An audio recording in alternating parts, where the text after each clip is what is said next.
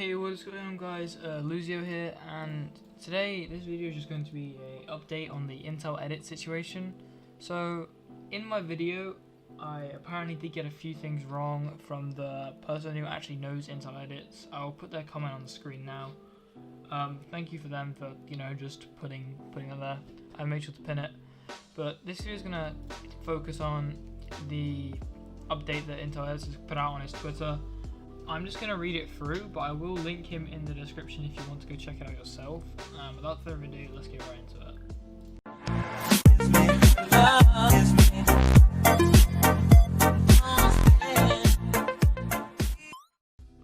Okay, so the document first starts off with, this document covers many sensitive topics such as large age gaps, pedophilia, rape and abuse.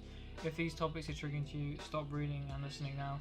Like I said, yeah, if you don't like these topics, click off the video. This document is going to go over my relationship and experience of AZM persuasion. The majority of this took place late last year, and this was during the peak of my isolation. Self-quarantine had altered my lifestyle to the point where I was staying in my room almost 24 hours a day. This was one of my lowest points in my life, and I made many poor decisions that I regret entirely. I'm not using this as an excuse for my actions, and I want to take completely accountability for all the mistakes I have made during this time, and I will do better. My first ever interaction with Megan was while I was streaming on September 21st of last year. She gave me $2 super chats, asking me to say uwu, and asked me to tell another friend of mine to say uwu. I didn't think any of it and only saw it as a kind gesture. She wasn't a complete stranger to me at the time. I had seen her tweets on my timeline on Twitter because she was mutuals with a few of my friends, so after she managed to follow her on Twitter. I didn't active her again until October 2nd. There we go, there's a tweet on the screen, I'll show it now. I made a joke tweet saying I needed an Asian girlfriend, and she replied hey with a flushed emoji. At this point I was gaining a little bit of interest in her. Our next interaction was on October 14th. She made a tweet where she implied that she was going through something bad.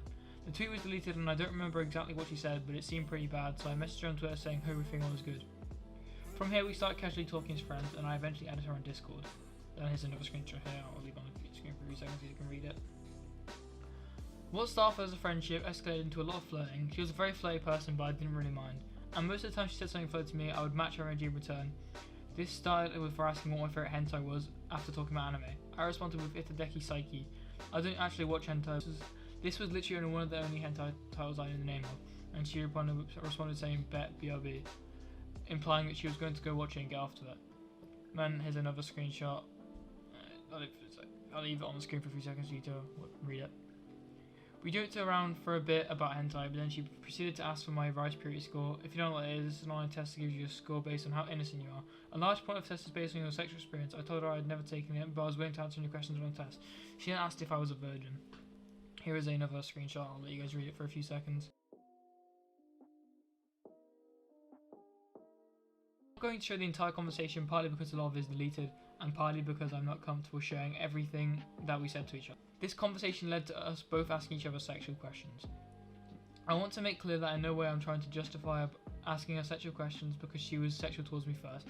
I should have stopped that conversation where it started, but instead I allowed it to progress and contribute to it as well. I take full accountability for this and I understand why it was wrong. However, I did not reach out to her first, and I did not initiate our first sexual conversations. I did not groom her into being sexual towards me. She was already like this when I first started talking to her prior to this. She did not mention anything about being a fan of mine, nor did she hint it at all. She claims that her donation should have made this obvious, but I strongly disagree. $4 worth of super chats during a single stream does not automatically tell me that somebody is a fan of mine, especially when the donation messages to say ubu. Additionally, I had never seen her in my chat during any of my other streams, and I was never under the impression that she was a fan when we started talking, and I would never have flirted with her or talked to her sexually if I had known that. Our friendship continued to progress with the occasional flirting and sexual mentions. A few days later, she asked if I was bothered by her age. We had already told each other our age when we first started messaging each other on Twitter. Megan was 17 turning 18 in the beginning of July, and I was 20. I'm 2 years and 10 months older than her. I didn't see that age gap as a problem, but I told her if she was younger than that I would not have been interacting with her sexually at all. Her response to this was very weird. Here goes another screenshot, I'll leave it on the screen for you to read.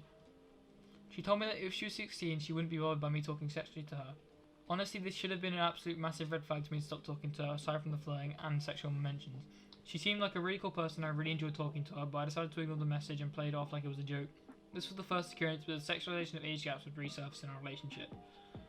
Before I continue, I want to address Megan's claims of her being a huge fan of mine, that I took advantage of that to get close and sexual with her.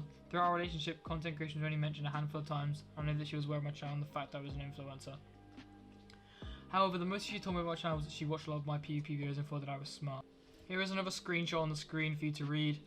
I'm sorry I'm not reading out these screenshots, it just makes this quicker because it is a 22-page document.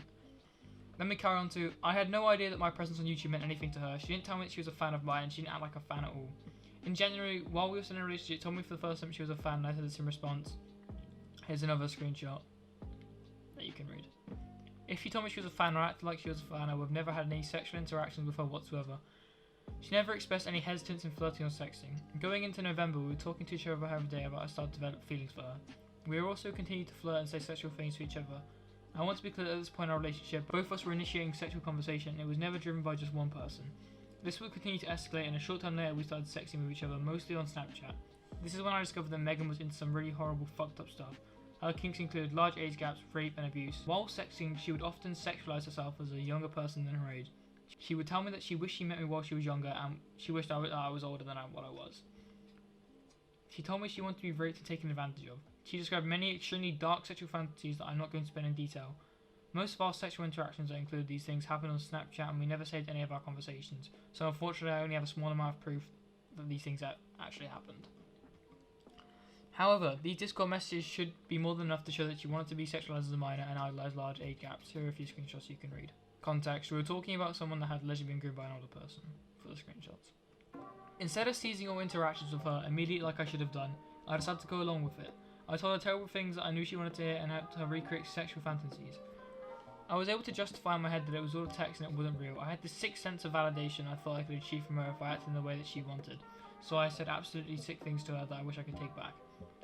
I can't begin to express the amount of guilt I felt in the past 6 months over the weight of my words. I feel so ashamed and disgusted in myself for ever participating in any sexual conversations with her that involved age gaps, rape or abuse. I want to make it absolutely clear that I was never into the shit we sexted about. They are her kinks and not mine. I remember the first time we sexted about those kinks, Megan asked if I had done this with anybody else before. I told her that she was the first person I had ever done these things to. She told me that it was hard to find people like you. It was clear that I wasn't the first person she had done stuff like this with. We continued to sex often and the same disgusting kinks were commonly brought up in these conversations. Before I continue, I want to make it very clear that any sexual interaction between us was consensual. I never groomed her into being sexual with me or took advantage of her anyway. And while I initiated sexual conversations sometimes, I was never the dominant figure sexually like she claims. She initiated many sexual interactions as well. Here are another few screenshots you should read.